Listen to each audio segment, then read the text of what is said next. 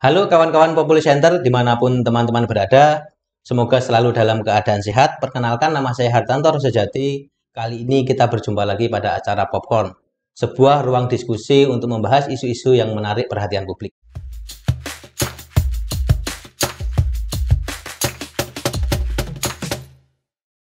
Kali ini Populi Corner akan membahas terkait dengan isu pemekaran Papua yang beberapa waktu lalu secara regulasi sudah diundang-undangkan pemerintah. RUU-nya sudah disahkan.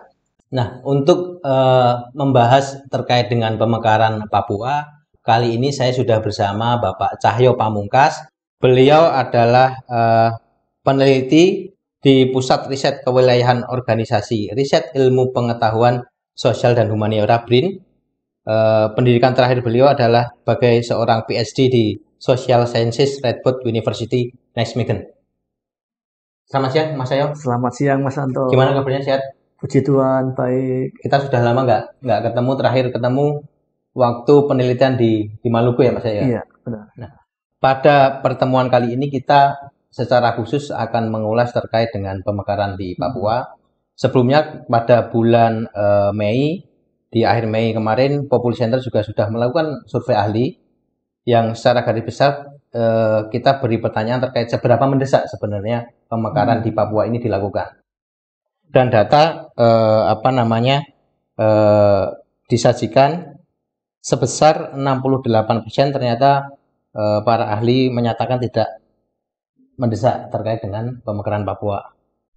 Terus kemudian sebesar 20% itu menilai mendesak. Nah, menurut kacamata Mas Cahyo yang selama ini fokus kajiannya terkait dengan Papua, sebenarnya problematika apa sih yang perlu kita lihat terkait dengan pemekaran Papua ini? Apakah urgent untuk segera dilakukan atau sebenarnya tidak tepat untuk dilakukan saat ini atau seperti apa, Mas Cahyo? Baik, Mas Anto. Jadi terima kasih ya telah mengundang saya untuk acara ini. Pertama, memang pemekaran daerah otonomi baru di Provinsi Papua itu menimbulkan pro dan kontra ya, baik di Papua maupun di Jakarta di kalangan aktivis hak asasi manusia. Pertama, pemekaran tersebut sebetulnya itu mendasarkan diri pada Undang-Undang nomor 2 tahun 2021 ya tentang otonomi khusus Papua yang merupakan perpanjangan dari Undang-Undang nomor 21 tahun 2001. Nah, undang-undang tersebut yang menjadi dasar pemekaran itu kan sedang di judicial review. Majelis Rakyat Papua mengajukan ya judicial review terhadap Undang-Undang otonomi khusus ya ke Mahkamah Konstitusi.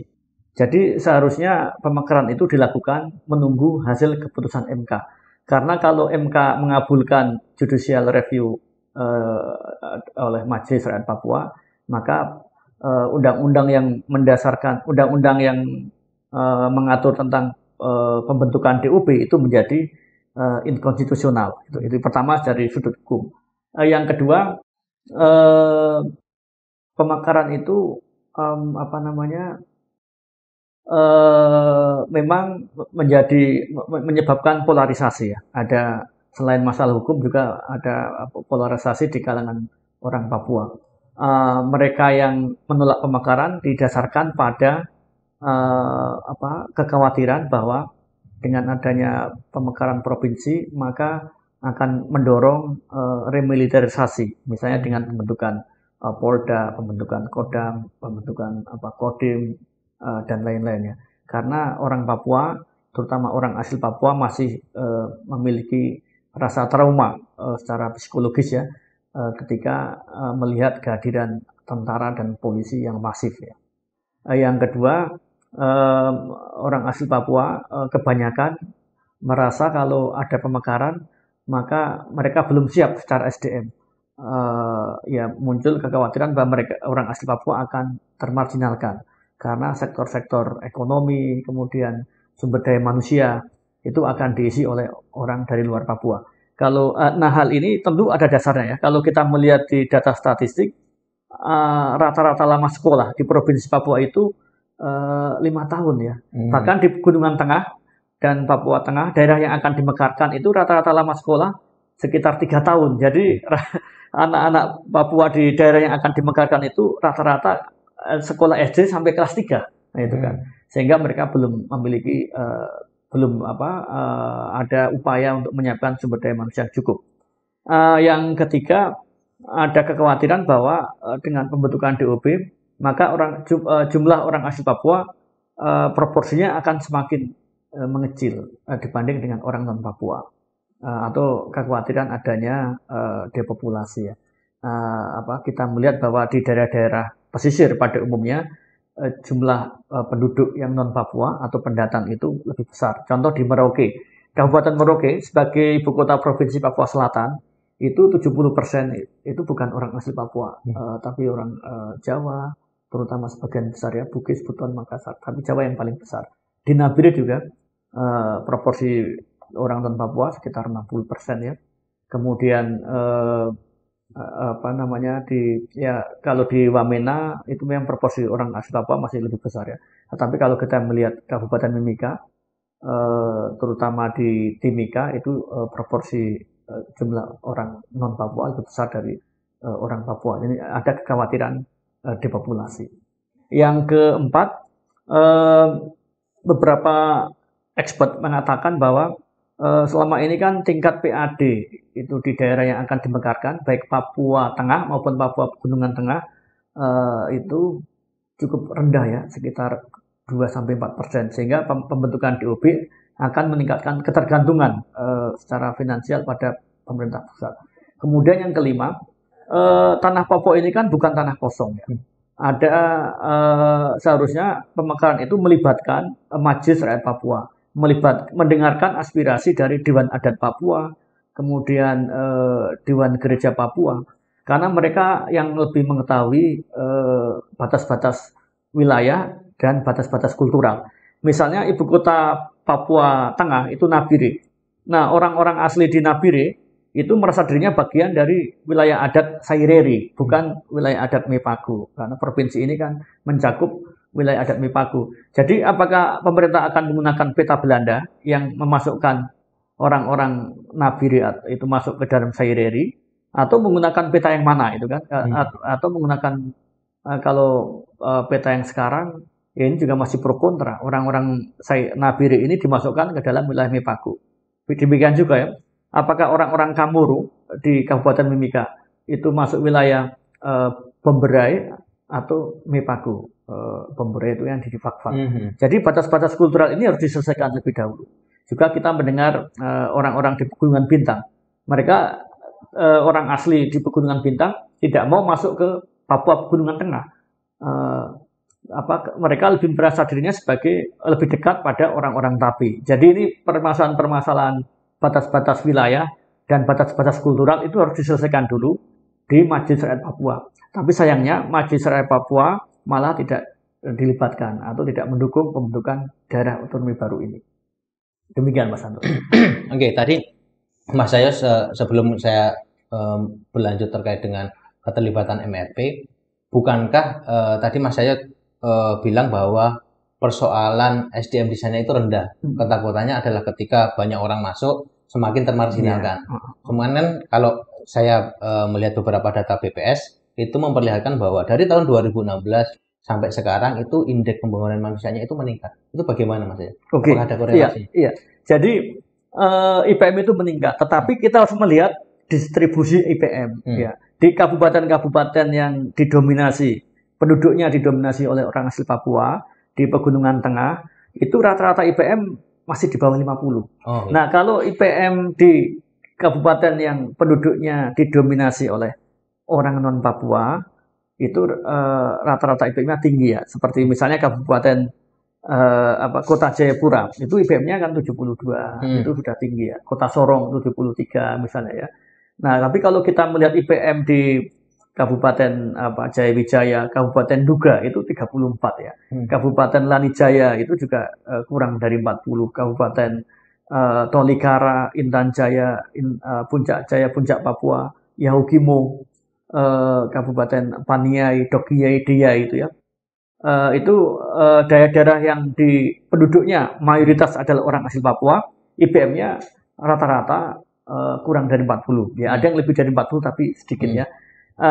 Tapi sebaliknya ya, kabupaten yang penduduknya adalah orang non Papua itu IPM-nya rata-rata tinggi, seperti Kabupaten Merauke, Kota Jayapura, kemudian Kabupaten Jayapura, Kabupaten Nabire dan Mimika, itu rata-rata IPM-nya tinggi karena disumbang oleh penduduk non Papua. Jadi walaupun IPM itu meningkat secara angka, tapi distribusinya kita harus perhatikan. Di kabupaten-kabupaten yang akan dimekarkan itu IPM-nya rata-rata masih rendah, itu Mas Santo. Nah, dengan rencana 80% masyarakat Papua untuk dijadikan ASN ya kalau nggak salah ya dalam beberapa instansi pemerintah, itu apakah akan mendukung tingkat IPM masyarakat setempat atau seperti apa? Atau seperti kata Mas Cahyo tadi, sebenarnya angka meningkatnya IPM di Papua itu adalah sumbangsih dari orang-orang non Papua asli.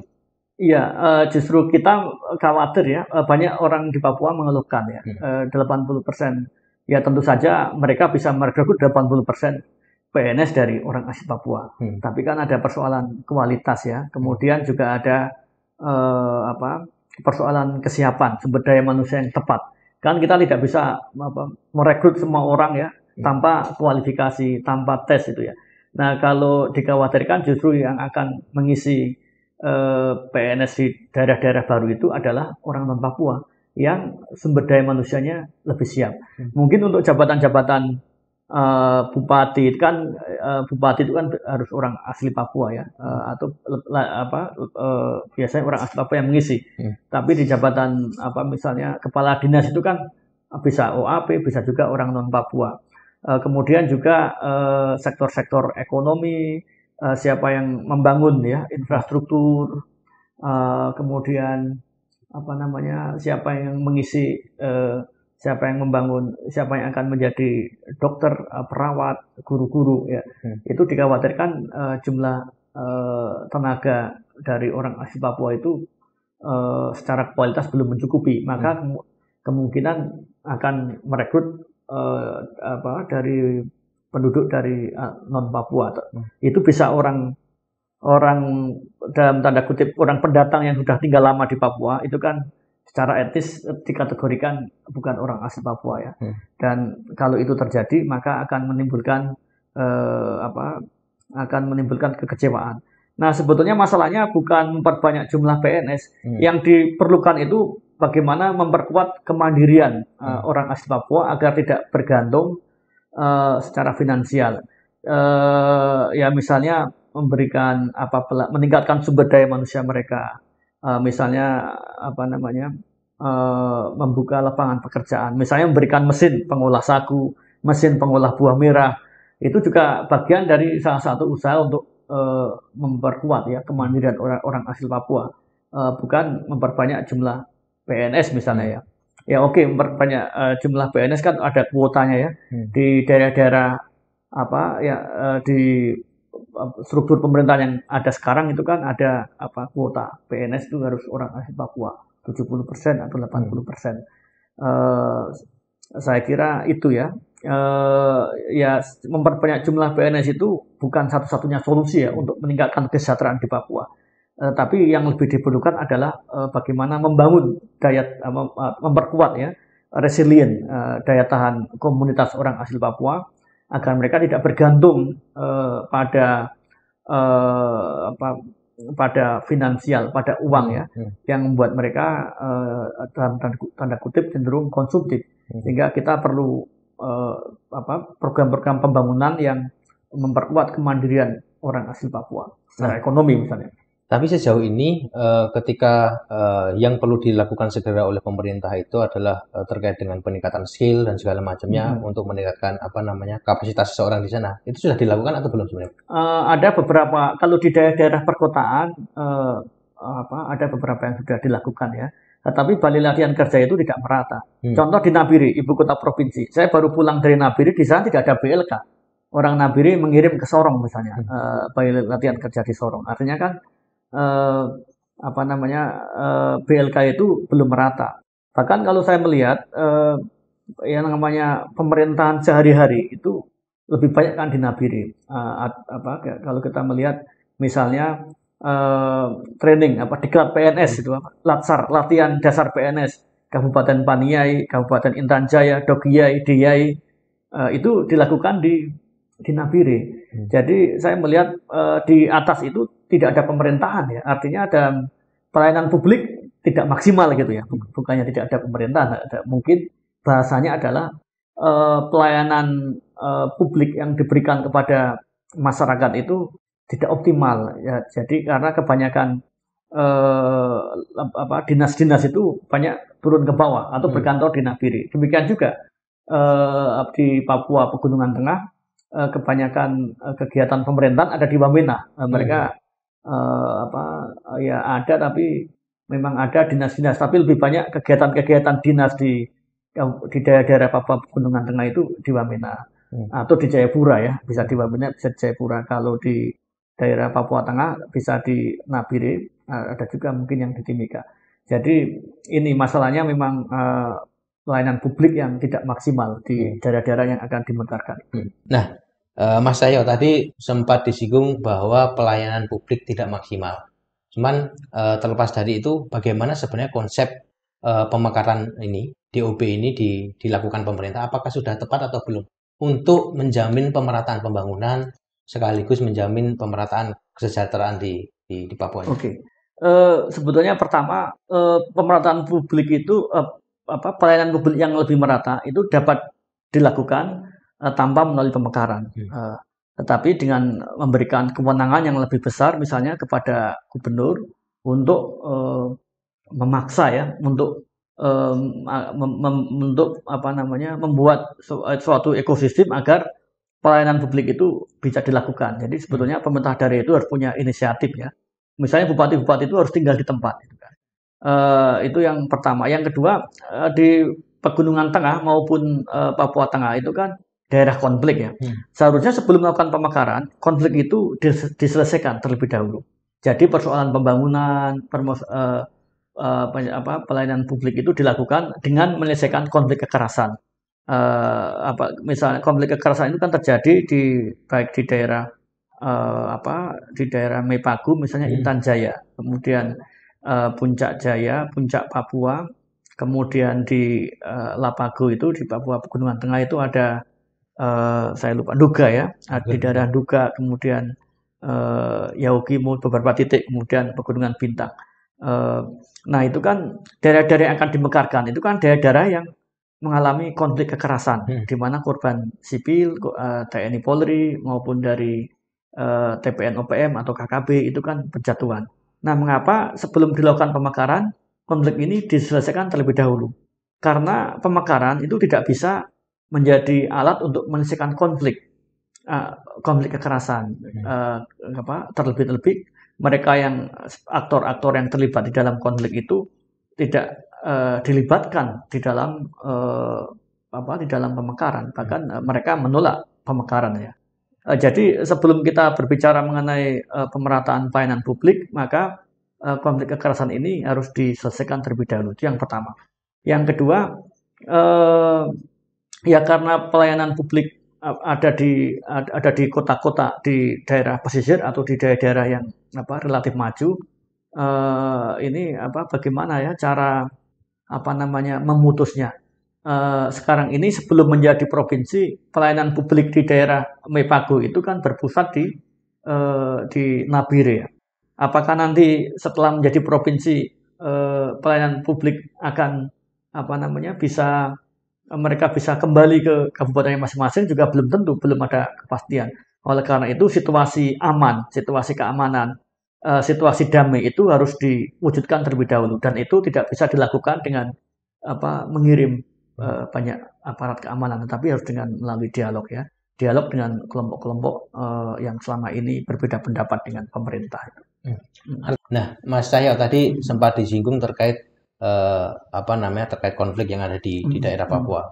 Jadi memang kalau kita melihat mekanisme pembangunan di Nusantara, terlebih juga rencana pemekaran di Papua ini, seringkali memang konflik di Papua itu tidak terhindarkan. Nah, tadi Mas saya sempat menyebutkan bahwa pemekaran itu bukan satu-satunya solusi untuk apa namanya meminimalisir terjadinya konflik di Papua. Nah, sebenarnya langkah strategis apa yang harus kita lakukan atau mungkin pemerintah lakukan agar konflik di Papua ini apa ya meredam atau mungkin sudah tidak ada lagi. Iya, terima kasih Mas Anto. Jadi yang dilakukan sekarang ini kan situasi politik masih panas ya.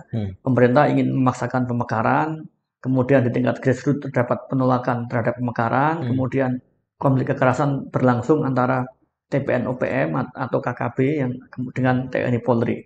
Sehingga masyarakat sipil di pegunungan, terutama di pegunungan tengah ya, itu terjepit dan mereka sebagian mengungsi ya ke daerah yang lebih aman. Maka yang perlu dilakukan sebelum melakukan pemekaran adalah harus ada jeda kemanusiaan atau humanitarian pause, penghentian tembak-menembak untuk sementara dan memberikan ruang bagi masyarakat sipil yang terjebak di dalam lokasi-lokasi konflik agar mendapatkan akses terhadap bantuan atau dapat keluar dari zona konflik ke daerah yang lebih aman. Kemudian yang kedua, selain jeda kemanusiaan adalah ada penghentian permusuhan ya, penghentian permusuhan antara kedua belah pihak.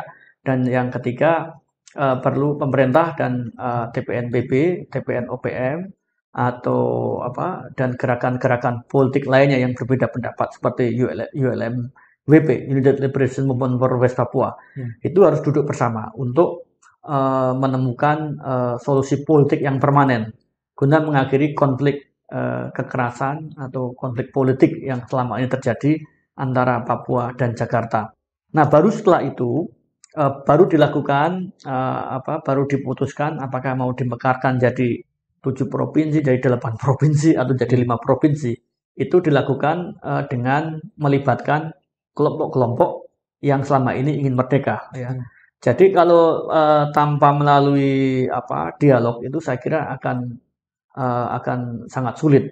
Apapun program pemerintah yang dilakukan, kalau tanpa melibatkan partisipasi dan persetujuan dari orang asli Papua, terutama pihak-pihak yang terlibat di dalam konflik politik dan konflik senjata, maka tidak akan banyak mendapatkan dukungan yang luas dan cenderung tidak akan mencapai sasaran itu.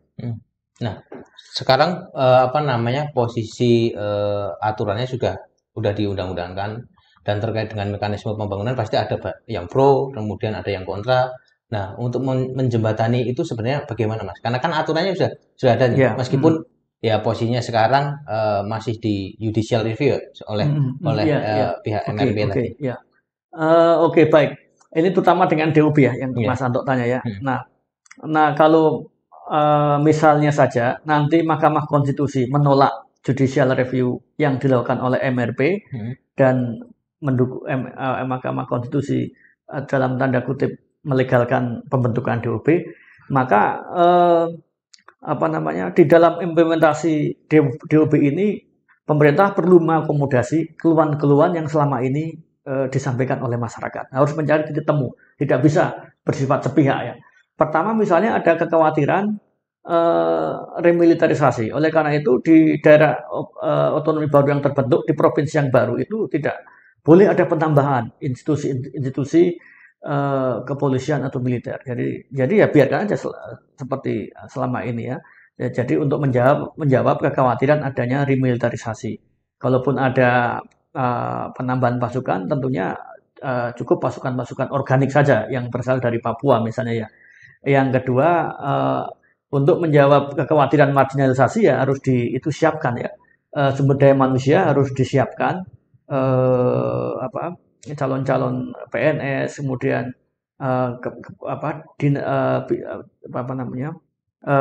SDM yang akan mengisi dari birokrasi baru itu harus disiapkan dari orang asli Papua. Ada upaya-upaya penyiapan yang intensif ya. Yang ketiga, memberikan ruang yang lebih besar bagi orang asli Papua untuk mengisi sektor-sektor ekonomi. Itu juga harus disiapkan, harus didorong. Yang keempat, pemerintah juga harus tetap melibatkan ya Majelis Rakyat Papua, Dewan Adat Papua, kalangan masyarakat adat Papua, terutama Dewan Adat Papua, untuk menyelesaikan persoalan-persoalan batas-batas wilayah dan batas-batas kultural. Yaitu misalnya apakah orang suku etnis penduduk asli atau suku-suku yang di Nabire itu masuk Saireri atau masuk Mepaku. Kemudian itu juga harus diselesaikan. Kemudian juga masalah pelepasan tanah. Pelepasan tanah untuk infrastruktur provinsi baru juga harus melalui dialog, harus melalui persetujuan dari pemilik wilayah. Karena di Papua tidak ada tanah yang kosong. Semua tanah itu tanah-tanah terutama yang ada di Papua itu kan dimiliki secara komunal oleh Dewan Adat Suku atau oleh klan, sehingga perlu ada dialog, perlu ada perlu ada dialog untuk pembangunan, untuk pembangunan infrastruktur yang baru, untuk pelepasan tanah dan lain-lain. Harus dilibatkan Dewan Adat Suku, Dewan Adat Daerah, dan Dewan Adat Papua. Tapi bukankah secara administratif wilayah-wilayah ini sudah dibagi ya, Mas ya? Maksudnya di wilayah provinsi Papua Selatan itu kabupatennya udah ini dan segala macamnya. Terus kemudian di Papua Pegunungan juga sudah ditetapkan, bahkan batas-batasnya, batas utara, selatan, timur, barat itu sudah ditentukan dalam bentuk regulasi. Itu masih itu masih bisa diperdebatkan lagi batas-batasnya, atau itu memang harus sudah sesuai di Nah, itu yang menjadi persoalan kan, karena ada misalnya orang-orang suku-suku di Pegunungan Bintang mengatakan itu belum sesuai. Ada masih persoalan, ada masih problematik ya. Suku-suku di Nabire mereka merasa dirinya bagian dari Saireri. Lalu bagaimana ke depannya? Ini juga harus mungkin ada upaya untuk mengkaji lebih lanjut ya. Kayak misalnya yang kedua, orang-orang Kamoro yang di Kabupaten Mimika itu kan bagian dari merasa dirinya bagian dari wilayah adat Pemberai yang di Fak-Fak dan Kaimana. Lalu bagaimana ini kan? Memang bagi pemerintah mungkin saja itu tidak menjadi masalah, tetapi di grassroots masih menyisakan persoalan. Itu saya tidak tahu bagaimana cara mekanismenya, apakah yaitu kalau kita menggunakan peta wilayah adat pada masa Belanda, Mimika Pantai itu masuk daerah Pemberai, masuk daerah Fak-Fak dan Kaimana. Nabire itu masuk Saireri. Kalau pakai wilayah adat pada masa Belanda, Nabire itu masuk wilayah Papua Utara. Dia satu wilayah budaya, satu wilayah adat dengan Bia, Supiori, Yapen, Waropen itu ya. Kemudian Nabire itu. Tapi di Nabire itu juga ada Nabire yang di pantai, itu yang masuk Saireri, ada Nabire yang di gunung. Itu kan seringkali batas-batas etnisitas dan batas-batas budaya itu tidak bisa berkesesuaian pas ya dengan batas-batas administrasi. Ini secara real ya, sehingga itu menyisakan persoalan. Juga ya kayak di Mimika Gunung itu masuk Mepaku, Mimika Pantai itu kan masuk Pemberai. Dan apalagi Pegunungan Bintang, persoalannya berbeda. Nah, persoalan-persoalan ini harus diselesaikan melalui dialog, melalui musyawarah, melalui duduk di Honai, duduk di Para-Para, harus diselesaikan secara budaya. Ini juga persoalan yang belum diselesaikan ya. Meskipun batas-batas sudah ditentukan oleh undang-undang, tapi di bawah masih ada persoalan. Tentunya pemerintah perlu melakukan dialog dengan Dewan Adat, dengan tokoh-tokoh masyarakat adat untuk menyelesaikan masalah ini, karena mereka yang lebih mengetahui batas-batas wilayah adatnya. Oke. Berarti untuk saat ini sebenarnya bisa dikatakan bahwa secara administratif yang dilakukan oleh pemerintah itu belum sesuai dengan wilayah administrasi secara kultural. Belum sepenuhnya. Ada masih beberapa persoalan. Ya sebetulnya yaitu terutama di Nabire yang masih dipersoalkan, kemudian di Nabire, kemudian di Pegunungan Bintang ya. Kalau saya melihat di Mimika kelihatannya saya tidak melihat itu muncul di permukaan ya, tapi yang ketika saya di Nabire ada mendengar ya keluhan bahwa misalnya orang-orang suku-suku asli di sana itu secara wilayah budaya itu kan dekat dengan Saireri. Meskipun orang-orang Mepaku juga mengatakan bahwa orang kelompok suku asli di Nabire ini bagian dari Mepaku, kan tergantung dari peta wilayah kultural yang mana, apakah pada masa Belanda atau yang dilakukan pada masa sekarang. Ini juga harus diselesaikan masalah ini, tidak bisa dengan undang-undang ya, tapi harus dilakukan dengan dialog kembali, misalnya pemerintah, Kementerian Dalam Negeri, DPR, duduk kembali bersama, mendengarkan suara dari Dewan Adat Papua, dari Dewan Adat Daerah, dari Dewan Adat Suku, mencari solusi yang terbaik.